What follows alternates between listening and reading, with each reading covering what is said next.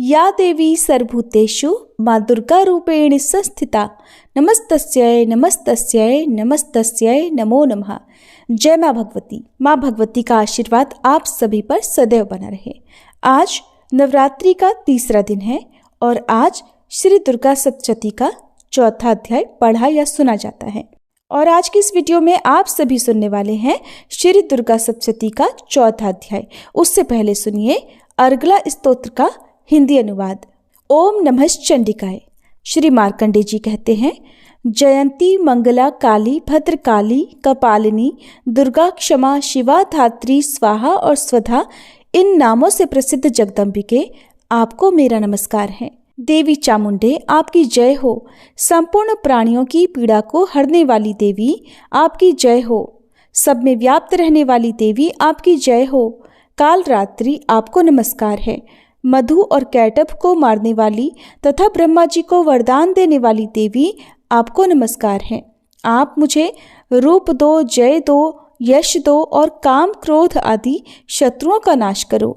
महिषासुर का नाश करने वाली तथा भक्तों को सुख देने वाली देवी आपको नमस्कार है। आप रूप दो, जय दो, यश दो और काम क्रोध आदि शत्रुओं का नाश करो। रक्त बीज का वध और चंड मुंड का विनाश करने वाली देवी आप रूप दो, जय दो, यश दो और काम क्रोध आदि शत्रुओं का नाश करो।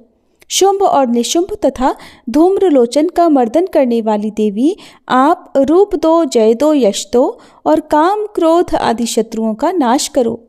सबके द्वारा वंदित युगल चरणों वाली तथा संपूर्ण सौभाग्य प्रदान करने वाली देवी आप रूप दो, जय दो, यश दो और काम क्रोध आदि शत्रुओं का नाश करो।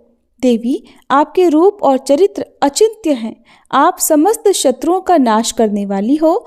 रूप दो, जय दो, यश दो और काम क्रोध आदि शत्रुओं का नाश करो।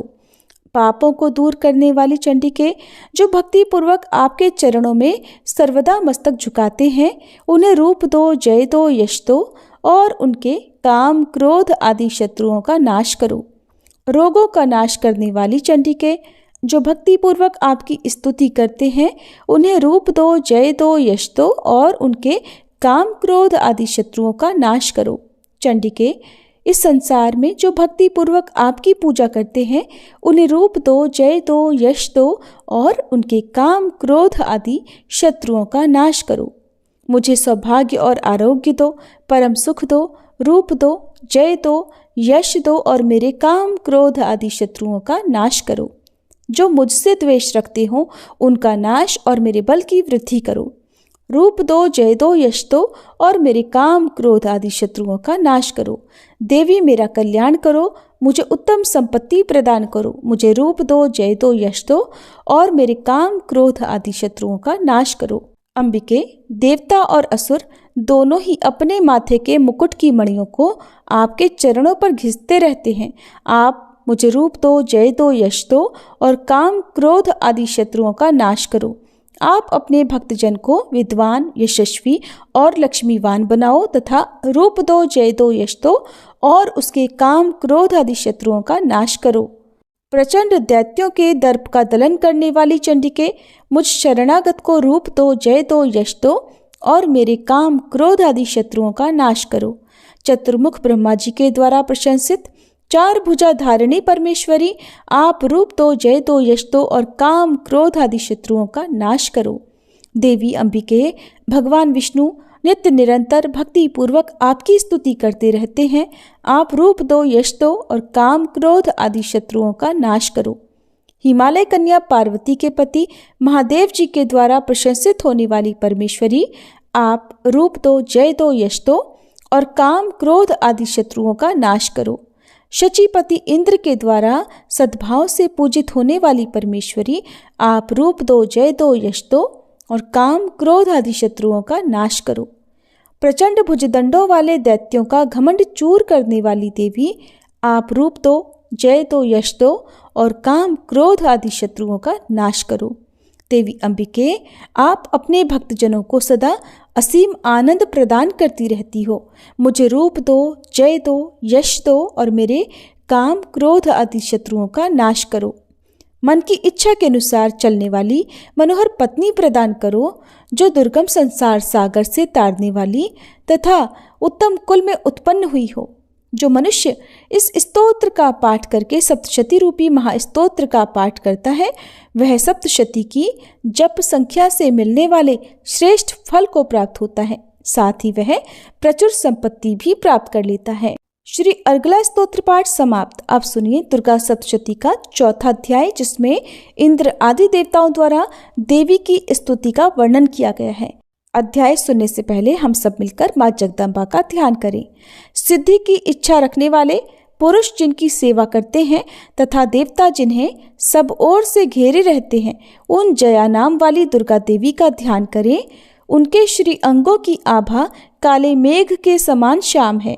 वे अपने कटाक्षों से शत्रु समूह को भय प्रदान करती हैं। उनके मस्तक पर आबद्ध चंद्रमा की रेखा शोभा पाती है। वे अपने हाथों में शंख, चक्र, कृपाण और त्रिशूल धारण करती हैं। उनके 3 नेत्र हैं। वे सिंह के कंधे पर चढ़ी हुई हैं और अपने तेज से तीनों लोगों को परिपूर्ण कर रही हैं। ओम नमः चंडिकाय। ऋषि कहते हैं, अत्यंत पराक्रमी दुरात्मा महिषासुर तथा उसकी दैत्य सेना के देवी के हाथों मारे जाने पर इंद्र आदि देवता प्रणाम के लिए गर्दन तथा कंधे झुकाकर उन भगवती दुर्गा का उत्तम वचनों द्वारा स्तवन करने लगे। उस समय उनके सुंदर अंगों में अत्यंत हर्ष के कारण रोमांच हो आया था।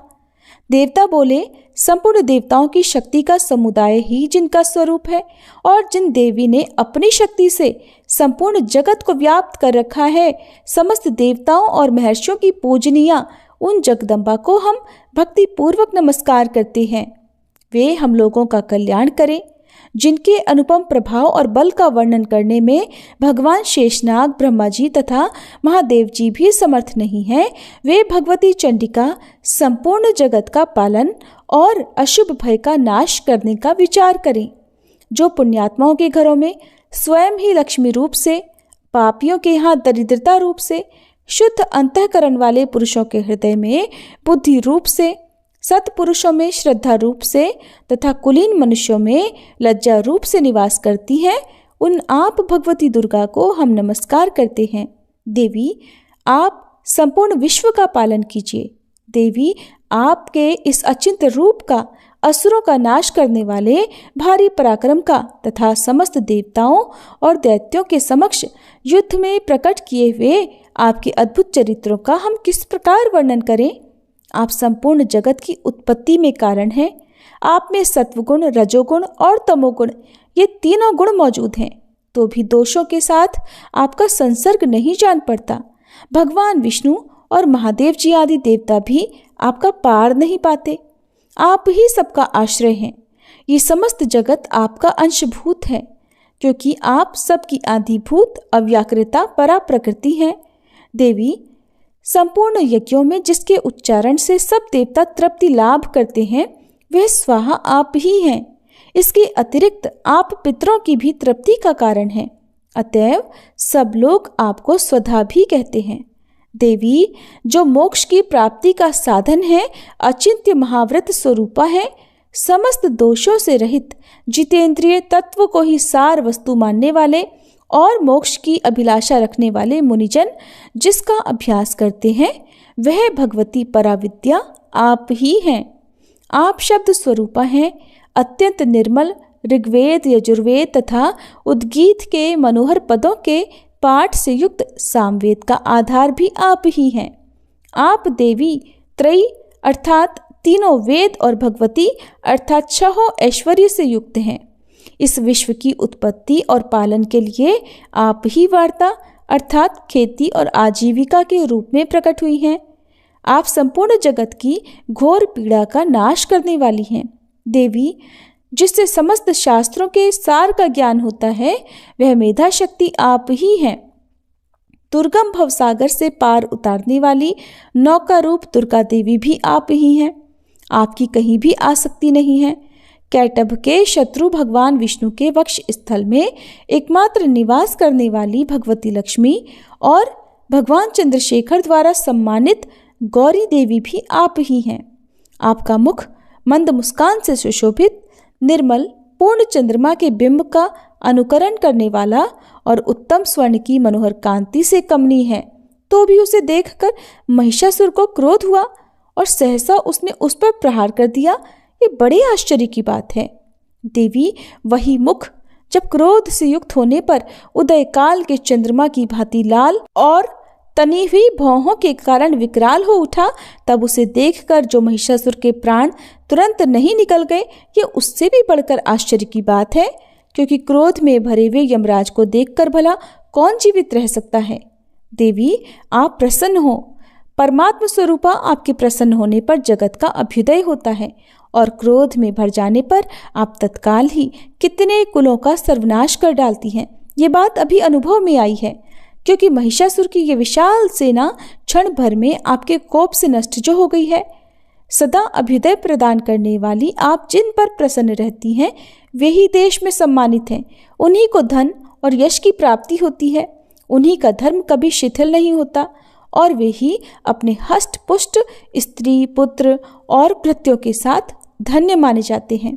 देवी आपकी ही कृपा से पुण्यात्मा पुरुष प्रतिदिन अत्यंत श्रद्धा पूर्वक सदा सब प्रकार के धर्मानुकूल कर्म करता है और उसके प्रभाव से स्वर्गलोक में जाता है।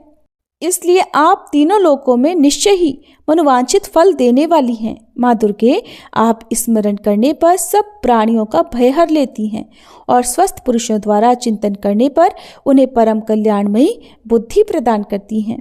दुख दरिद्रता और भय हरने वाली देवी आपके सिवा दूसरी कौन है, जिसका चित्त सबका उपकार करने के लिए सदा ही दयाद्र रहता हो। देवी इन्हें राक्षसों के मारने से संसार को सुख मिले और ये राक्षस चिरकाल तक नरक में रहने के लिए भले ही पाप करते रहे हों, इस समय संग्राम में मृत्यु को प्राप्त होकर स्वर्गलोक में जाएं, निश्चय ही ये सोचकर आप शत्रुओं का वध करती हैं। आप शत्रुओं पर शस्त्रों का प्रहार क्यों करती हैं? समस्त असुरों को दृष्टिपात मात्र से ही भस्म क्यों नहीं कर देती? इसमें एक रहस्य है। ये शत्रु भी हमारे शस्त्रों से पवित्र होकर उत्तम लोकों में जाएं, इस प्रकार उनके प्रति भी आपका विचार अत्यंत उत्तम रहता है।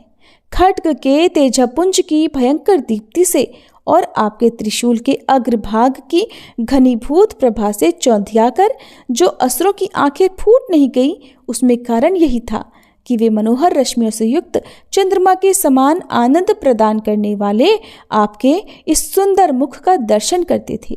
देवी आपका शील दुराचारियों के बुरे बर्ताव को दूर करने वाला है। साथ ही ये रूप ऐसा है जो कभी चिंतन में भी नहीं आ सकता और जिसकी कभी दूसरों से तुलना भी नहीं हो सकती, तथा आपका बल और पराक्रम तो उन दैत्यों का भी नाश करने वाला है जो कभी देवताओं के पराक्रम को भी नष्ट कर चुके थे। इस प्रकार आपने शत्रुओं पर भी अपनी दया ही प्रकट की है। वरदायिनी देवी आपके इस पराक्रम की किसके साथ तुलना हो सकती है? और शत्रुओं को भय देने वाला और अत्यंत मनोहर ऐसा रूप भी आपके सिवा और कहाँ है? हृदय में कृपा और युद्ध में निष्ठुरता, ये दोनों बातें तीनों लोकों के भीतर केवल और केवल आप में ही देखी गई हैं। माते, आपने शत्रुओं का नाश करके इस समस्त त्रिलोकी की रक्षा की है।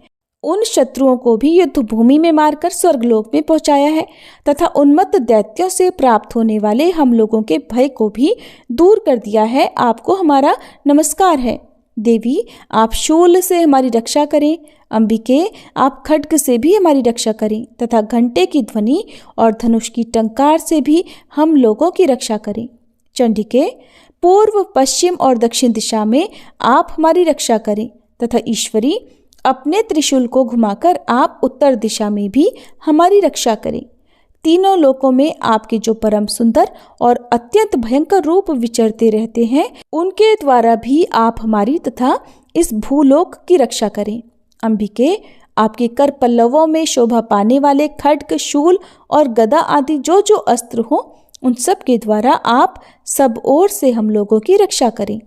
ऋषि कहते हैं, इस प्रकार जब देवताओं ने जगन माता दुर्गा की स्तुति की और नंदनवन के दिव्य पुष्पों और गंध चंदन आदि के द्वारा उनका पूजन किया, फिर सबने मिलकर जब भक्ति पूर्वक दिव्य धूपों की सुगंध निवेदन की, तब देवी ने प्रसन्न वदन होकर प्रणाम करते हुए सब देवताओं से कहा। देवी बोली, देवताओं, तुम सब लोग मुझसे जिस वस्तु की अभिलाषा रखते हो उसे मांगो।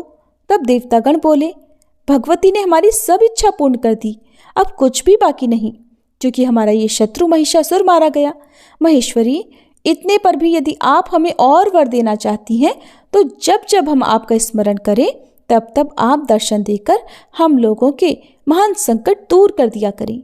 और प्रसन्न मुखी अंबिके, जो मनुष्य इन स्तोत्रों द्वारा आपकी स्तुति करे उसे वित्त, समृद्धि और वैभव देने के साथ साथ उसकी धन और स्त्री आदि संपत्ति को भी बढ़ाने के लिए आप सदा हम पर प्रसन्न रहें। मार्कंडेय ऋषि कहते हैं, राजन, देवताओं ने जब अपने तथा जगत के कल्याण के लिए भद्रकाली देवी को इस प्रकार प्रसन्न किया तब वे तथास्तु कहकर वहीं अंतर्ध्यान हो गई। भूपाल, इस प्रकार पूर्व काल में तीनों लोकों का हित चाहने वाली देवी जिस प्रकार देवताओं के शरीरों से प्रकट हुई थी वह सब कथा मैंने कह सुनाई। अब पुनः देवताओं का उपकार करने वाली वे देवी दुष्ट दैत्यों तथा शुंभ निशुंभ का वध करने और सब लोगों की रक्षा करने के लिए गौरी देवी के शरीर से जिस प्रकार प्रकट हुई थी वह सब प्रसंग मेरे मुंह से सुनो, मैं उसका तुमसे यथावत वर्णन करता हूँ। जय माता दी। इस प्रकार श्री मार्कंडेय पुराण में सावर्णिक मनवंतर की कथा के अंतर्गत देवी महात्म्य में शक्रादि स्तुति नामक चौथा अध्याय पूर्ण हुआ। इसके आगे के अध्याय आप सभी कल की वीडियो में जरूर सुनिएगा।